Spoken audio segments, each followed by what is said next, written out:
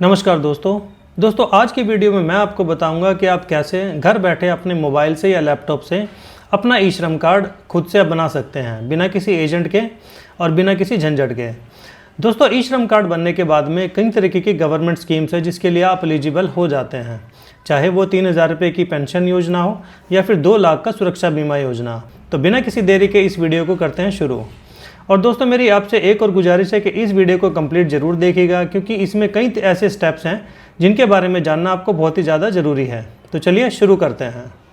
दोस्तों ई श्रम कार्ड बनाने के लिए सबसे पहले हमें अपने क्रोम ब्राउज़र पर आ जाना है और क्रोम ब्राउज़र पर सर्च करना है हमें ई श्रम। और जैसे ही हम ई श्रम कार्ड लिखने के बाद में एंटर करेंगे तो हमारे पास पहला ही जो लिंक है eShram.gov.in और ई श्रम होम करके जो लिखा हुआ जाता है इस पर हमें क्लिक करना है। क्लिक करने के बाद में हमें इस तरीके का एक इंटरफेस हमें नजर आता है, लेकिन यहाँ पर हमें जैसे गो टू मेन पेज का जो एक लिंक हमें दिया हुआ है इस पर हमें क्लिक करना है। और जैसे ही हम क्लिक करेंगे तो हमारे पास में ई श्रम का जो पूरा पोर्टल जो हमें हमारे सामने नजर आने लग जाता है। तो जिनका भी ई श्रम कार्ड बना हुआ है तो उसके कौन कौन से बेनिफिट्स हैं या सरकार की कौन कौन सी स्कीम है ई श्रम कार्ड से रिलेटेड, वो यहाँ पर आप चेक कर सकते हैं। लेकिन अभी हमें अपना जो ई श्रम कार्ड जो है नया ई श्रम कार्ड बनवाना है, तो उसके लिए हम यहाँ पर राइट हैंड साइड में वन स्टॉप सोल्यूशन जहाँ पर लिखा हुआ है उसके नीचे ही रजिस्टर ऑन ई श्रम करके लिखा हुआ है, इस लिंक पर हमें क्लिक करना है। जिन लोगों का ऑलरेडी ई श्रम कार्ड बना हुआ है वो लॉगिन करके अपना ई श्रम कार्ड जो है वो चेक कर सकते हैं। तो हम रजिस्टर ऑन ई श्रम कार्ड पर जो है यहाँ पर हम क्लिक करेंगे। क्लिक करने के बाद में हमारे सामने जो है रजिस्ट्रेशन पोर्टल जो है हमारे सामने ओपन हो जाता है।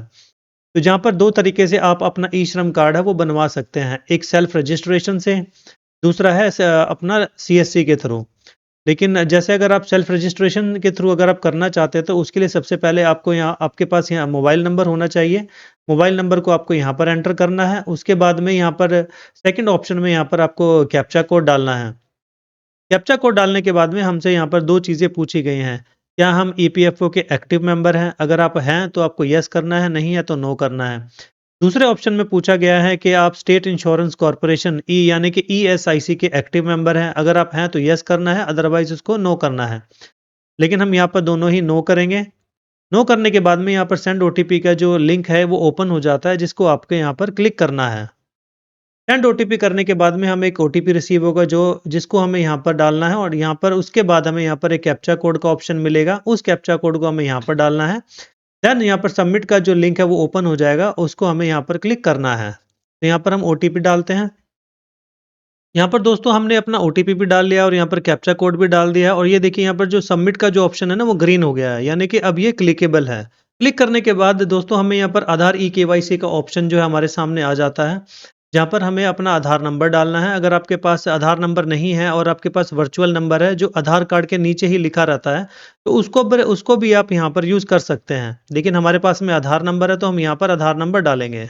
आधार नंबर डालने के बाद में दोस्तों यहाँ पर ओटीपी का जो चेकबॉक्स है वो ऑलरेडी यहाँ पर क्लिक हो रखा है, यहाँ पर ये देखिए ब्लू हो रखा है। उसके बाद में यहाँ पर एक कैप्चा कोड का ऑप्शन मिलता है। कैप्चा कोड डालने के बाद में यहाँ पर टर्म्स एंड कंडीशंस के जो एक चेकबॉक्स है उसको हमें यहाँ पर टिक करना है। टिक करने के बाद में दोस्तों यहाँ पर जो सबमिट का जो ऑप्शन है वो ग्रीन हो जाएगा, जिसको हमें यहाँ पर क्लिक करना है। सबमिट करने के बाद दोस्तों हमारे पास जो आधार से लिंक जो मोबाइल नंबर है उस पर एक ओटीपी जाएगा, उस ओटीपी को हमें यहाँ पर एंटर करना है। अगेन हमें यहाँ पर कैप्चा कोड डालना है और उस ओटीपी को हमें यहाँ पर वैलिडेट कर देना है। दोस्तों वैलिडेट करने के बाद में हमारे सामने है ई श्रम कार्ड का जो रजिस्ट्रेशन फॉर्म है वो ओपन हो जाता है। तो सबसे पहले हमारा जो स्टेज है वो your personal and particular age पर आधार, यानी कि हमारे जो आधार कार्ड में जो हमने वैलिडेट किया है वो उसकी जो डिटेल है हमारे सामने यहाँ पर आ जाती है। यहाँ पर हमारा नाम है जिसको हाइड किया हुआ है, यहाँ पर हमारी एज है और यहाँ पर हमारा जेंडर लिखा हुआ है। इसको आगे बढ़ने के लिए हमें यहाँ पर continue to enter other detail के वो जो लिंक पर क्लिक करना है। दोस्तों हमारी फर्स्ट स्टेज क्लियर होने के बाद में हमारी सेकंड स्टेज जो पर्सनल इंफॉर्मेशन है वो हमारे सामने ओपन हो जाती है, जहाँ पर जो हमारा रजिस्टर्ड मोबाइल नंबर है वो हमें यहाँ पर डालना है। कोई इमरजेंसी कॉन्टैक्ट नंबर आप डालना चाहते हो तो वो यहाँ पर डाल सकते हैं। ईमेल आईडी जो है वो ऑप्शनल है, वो अगर आप डालना चाहें तो वो भी डाल सकते हैं। दोस्तों एक चीज़ मैं आपसे और शेयर करना चाहता हूँ, आप देखेंगे कि जैसे मैरिटल स्टेटस के ऊपर रेड डॉट लिखा हुआ है, फादर और हस्बैंड नेम के ऊपर रेड डॉट है, ये सभी जो है मैंडेटरी हैं, इसको आपको फिल करना ही करना है। जिनके ऊपर जो रेड डॉट नहीं बना है उसको आप छोड़ना चाहें तो आप छोड़ सकते हैं, मतलब कि वो ऑप्शनल है। तो सबसे पहले मोबाइल नंबर का जैसे मोबाइल नंबर हमें यहाँ पर डालना है। इमरजेंसी मोबाइल नंबर है वो ऑप्शनल है, आप डालना चाहें तो डाल सकते हैं। ईमेल आईडी भी ऑप्शनल है, आप डालना चाहें तो डाल सकते हैं यहाँ पर। मैरिटल स्टेटस में आपको अपना जो मैरिटल स्टेटस है वो चूज़ करना है कि आप मैरिड हैं, विडो हैं, डाइवोर्स हैं या फिर नेवर मैरिड, आपने आपने कभी शादी नहीं की है। तो हमारे केस में मैरिड है तो हम मैरिड चूज़ करेंगे। यहाँ पर मदर नेम का ऑप्शन है, अगर आप डालना चाहते तो डाल सकते हैं। नेक्स्ट ऑप्शन में दोस्तों हमसे फादर नेम और हस्बैंड नेम के बारे में पूछा गया है। अगर तो आप मैरिड हैं तो आप यहाँ पर हस्बैंड नेम डालेंगे, अगर आप यहाँ पर नेवर मैरिड हैं तो आप यहाँ पर फादर नेम डालेंगे। तो हमारे केस में मैरिड है तो हम यहाँ पर हस्बैंड नेम डालेंगे। हस्बैंड नेम डालने के लिए दोस्तों हमें यहाँ पर हस्बैंड नेम का कॉलम मिल जाता है जहाँ पर हमें हस्बैंड नेम डालना है। उसके बाद दोस्तों हमसे यहाँ पर सोशल कैटेगरी पूछी गई है। सोशल कैटेगरी में यहाँ पर जैसे आप एससी एससी कैटेगरी से हैं, एसटी से हैं, ओबीसी हैं या जनरल हैं, तो उसको यहाँ पर आपको सिलेक्ट करना है। उसके बाद दोस्तों हमसे ब्लड ग्रुप पूछा गया है। अगर आपको ब्लड ग्रुप अपना याद है तो आप ब्लड ग्रुप आप डाल सकते हैं अपना, अगर आपको नहीं याद है तो आप इसको छोड़ भी सकते हैं। नेक्स्ट ऑप्शन दोस्तों हमसे डिफरेंटली एबल्ड का पूछा गया है कि यानी कि आप दिव्यांगजन हैं तो आप यस कीजिए, नहीं है तो नो कीजिएगा। उसके बाद दोस्तों हमसे यहाँ पर नॉमिनी की डिटेल पूछी गई है। वैसे तो ये ऑप्शनल है लेकिन दोस्तों मैं आपसे बताना चाहूँगा कि यहाँ पर आपको नॉमिनी की डिटेल भरनी ही चाहिए। इनकेस मान लो अगर आपको इन फ्यूचर कुछ होता है तो जिसको भी आप नॉमिनी बना रहे हैं, इनकेस आपके अकाउंट में कुछ भी पैसा होगा तो वो उस नॉमिनी को मिल जाएगा। तो नॉमिनी की डिटेल डालने के लिए सबसे पहले नॉमिनी का नाम यहाँ पर डालना है। नॉमिनी की जो डेट ऑफ बर्थ है वो यहाँ पर डालनी है। नॉमिनी का जो जेंडर है वो आपको डालना है यहाँ पर, कि मेल है, फीमेल है या ट्रांसजेंडर है, वो आपको डालना है यहाँ पर। नॉमिनी के साथ आपका जो रिलेशनशिप है वो आपको यहाँ पर मेंशन करना है कि किसको आप नॉमिनी बना रहे हैं। उसके बाद दोस्तों यहाँ पर नॉमिनी का एड्रेस यहाँ पर डालना है और यहाँ पर नॉमिनी का मोबाइल नंबर डालना है। ये सारी जो इन्फॉर्मेशन कंप्लीट करने के बाद में यहाँ पर आपको सेव एंड कंटिन्यू के ऑप्शन पर क्लिक कर देना है।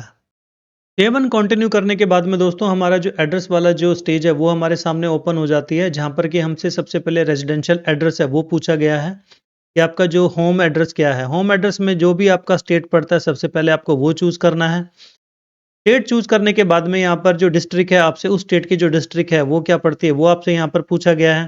देन उसके बाद में स्टेट स्पेसिफिक आईडी, ये ऑप्शनल है, अगर आप इसको छोड़ देंगे तब भी आपका काम जो है बन जाएगा। उसके बाद में करंट एड्रेस पूछा गया है कि आप करंटली आप कहाँ पर अभी रह रहे हैं, वो जो एरिया है वो अर्बन है या वो रूरल है। अगर आपके केस में अर्बन है तो यहाँ पर अर्बन चूज करेंगे। एड्रेस लाइन में दोस्तों यहाँ पर आपका अपना हाउस नंबर डाल सकते हैं। सेकंड एड्रेस लाइन 2 में आपका डिस्ट्रिक्ट या फिर जो आपका मोहल्ला या गली वो डाल सकते हैं।